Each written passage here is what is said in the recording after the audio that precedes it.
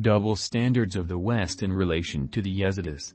Everyone remembers that terrible, August 2014, when ISIS invaded Sinjar and other places of residence of the Yazidi people, committing an unprecedented genocide against them. Nowadays, the word genocide has often been used for vociferousness. Let's understand the etymology of the word genocide, a form of mass violence, which the UN defines as actions committed with the intent to destroy, in whole or in part, any national, ethnic, racial or religious group. The Yezidis have experienced this directly in full force. Yezidis were killed and enslaved into slavery for the purpose of extermination.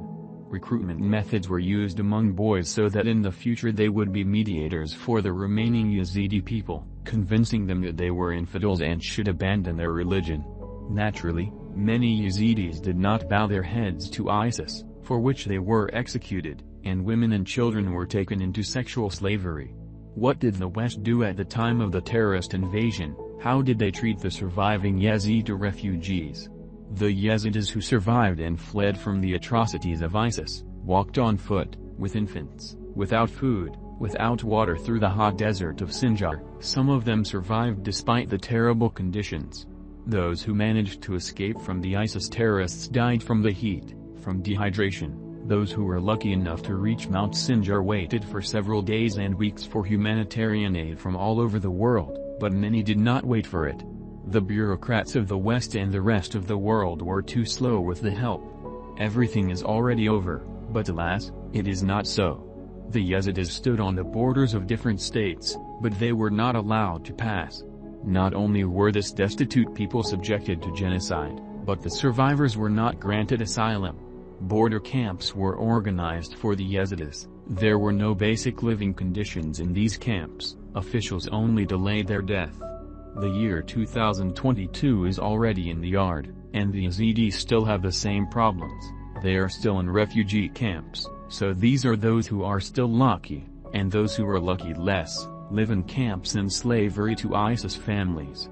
The West has not given a special status to the Yezidis who want to receive refugee status.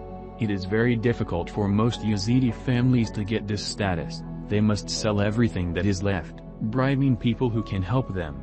But, what about those who do not have the means? Today there is a war in Ukraine, and now almost 2 million Ukrainians have left their homeland as refugees, fleeing from the horrors of war. Western countries provide enormous assistance for Ukrainians. According to the press service of the Ministry of Internal Affairs of Ukraine, the EU provides the citizens of Ukraine and residents of the country the right to live, work, receive medical care, housing and education immediately for a period of up to 3 years, without having to go through a long procedure of granting asylum. The sensible person, the question arises, why Yazidis, who were subjected to genocide, still live in camps and are in a humanitarian crisis? Why not give them a special refugee status? So far, 3,000 Yazidi women and girls are in sexual slavery. Now the Ukrainian people are suffering and the whole world wishes them peace, including the Yezidis, who know firsthand what bombing is.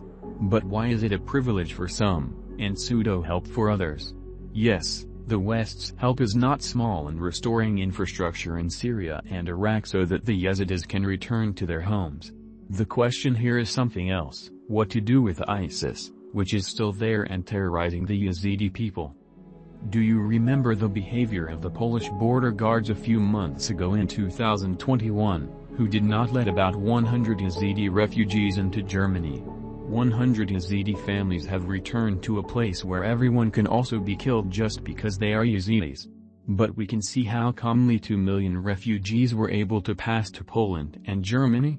We understand that it is also very difficult for Ukrainians, but we are talking about the behavior of Poland and Germany, which doomed the Yezidis to death.